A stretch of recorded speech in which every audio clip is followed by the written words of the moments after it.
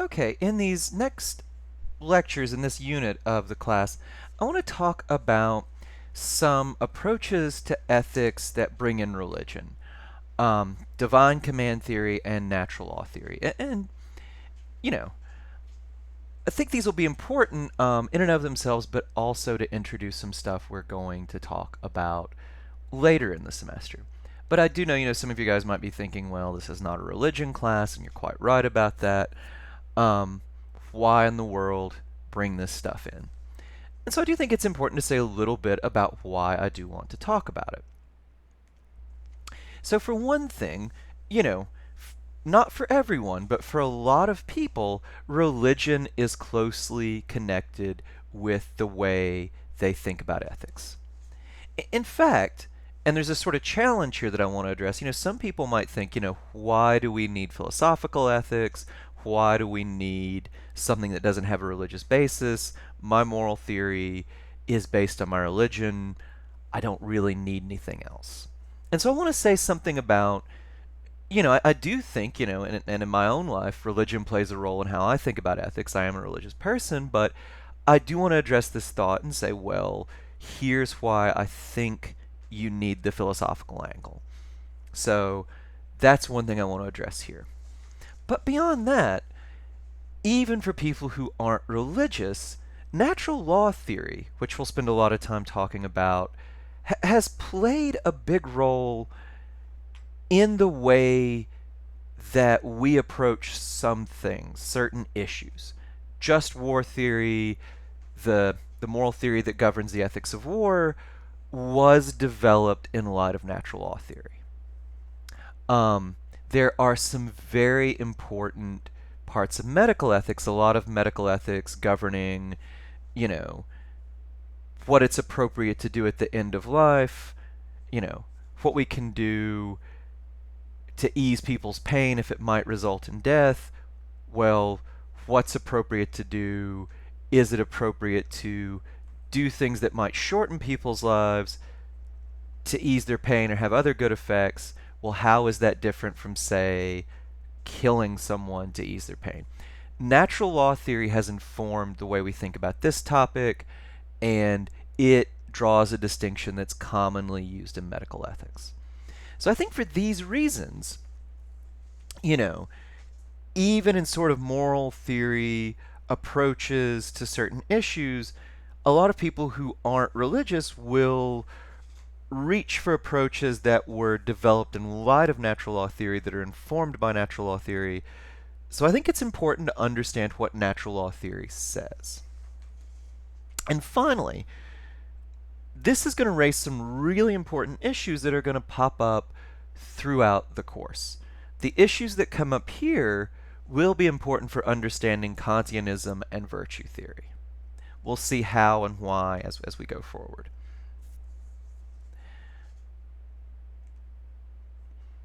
Okay, so both divine command theory and natural law theory, which as you see here I've abbreviated DCT and NLT. I'm usually going to say the theories' names, but in writing I'll probably abbreviate them like this. It gets a little long, right? But both divine command theory and natural law theory are what we call rules-based theories. Sometimes philosophers will talk about deontological theories. I put the jargon there. I don't like it. I really hate using fancy jargon when you can avoid it. The whole deontological talk, that seems a case of doing that. I think, rules-based, much clearer, gets at what we're talking about in a clearer, more common sense way. But some philosophers, if you do other philosophy classes, you will see people talk about deontological ethics. That is just a fancy way of saying rules-based theories. Now, NLT, natural law theory, divine command theory, DCT, are rules-based theories. What does that mean? Well, they're different than consequentialism. They're different than utilitarianism. Utilitarianism, remember, it's going to evaluate actions in terms of consequences. Consequences are what matters. For rules-based theories, we evaluate actions in terms of moral rules. Do they follow these moral rules? What's the right thing to do? The right thing to do will, for these theories, be defined in terms of certain moral rules. And these rules will be more important than the consequences.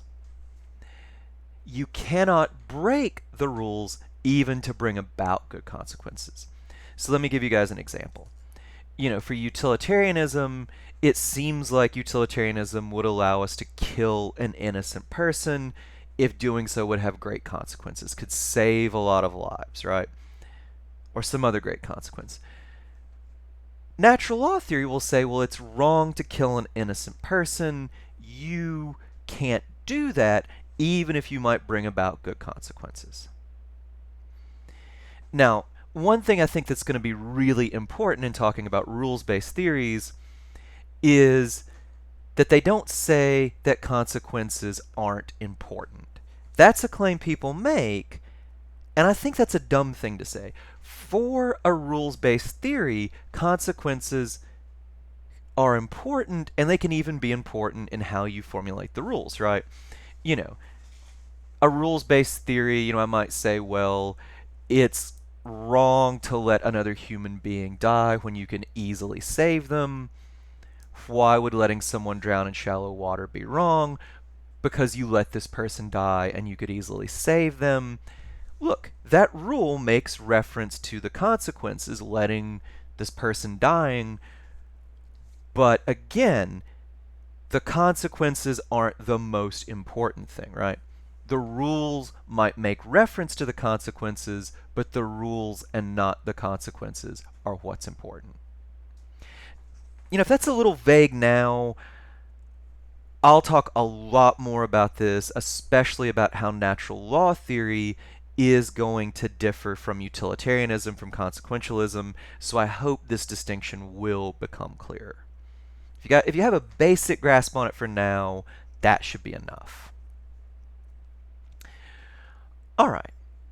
Now, rules-based theories, Kantianism, which we'll talk about in the coming weeks, is also a rules-based theory.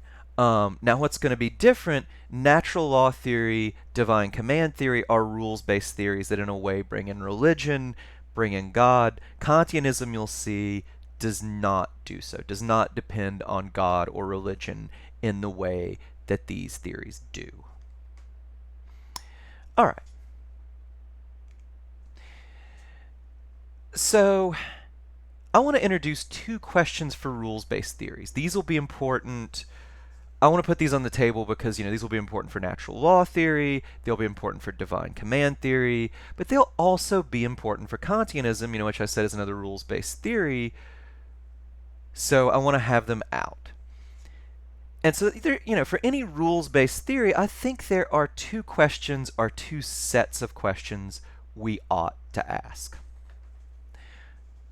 What is the basis of the rules, and how do we know what they are? And I think there are different ways of putting both of these points.